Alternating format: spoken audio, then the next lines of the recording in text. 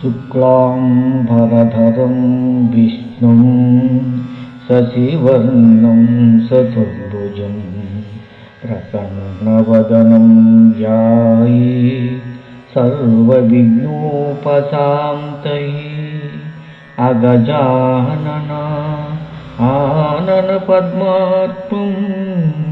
गजाननमहर्निशम् अनेकदन्तं भक्तानां एकदन्तमुपास्महे। मुदाकरत्तमोदकं सदा विमुक्तसाधकं कलाधरावतं सकं विलोसलोकरक्षकम् अनैकैकनायकं विनाशिते बलैक्षकं नताशुभासनाशकं नमामि तं विनायकम्।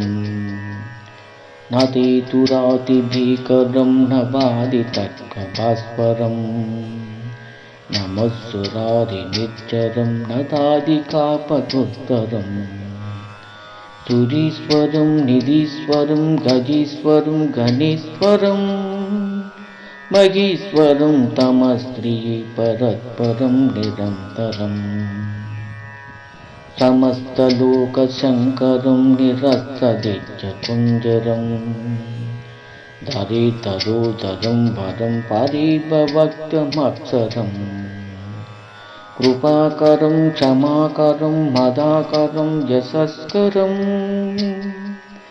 मनस्करं नमस्कुते नमस्कुरोमि भास्वरम् अकिञ्चनातिमज्जनं चिरं तनोति भाजनं पुरारिपूर्वनन्दनं सुरारिगर्वसर्वनम् प्रपञ्चनाशभीषणं धनञ्जयादिभूषणं कपालधानहारणं भजे पुराणवारणम् नितन्तकान्तिधन्तकान्तिमन्तकान्तिकान्तिजम् अचित्यरूपमन्तहीनमन्तराय कुन्तनम् हृदिं तरे निरन्तरं वसन्तमेव योगिनां तमेकदन्तमेव तं विचिन्तयामि सन्ततम्।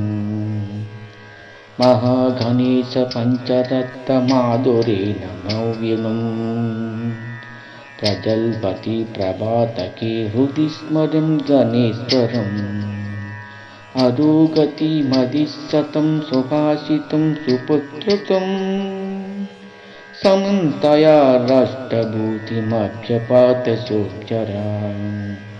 श्रीगणेश जय गणेश श्रीगणेश पाहि मां श्रीगणेश जय गणेश जय गणेश रक्ष मां श्रीगणेश जय गणेश श्रीगणेश पाहि माम्।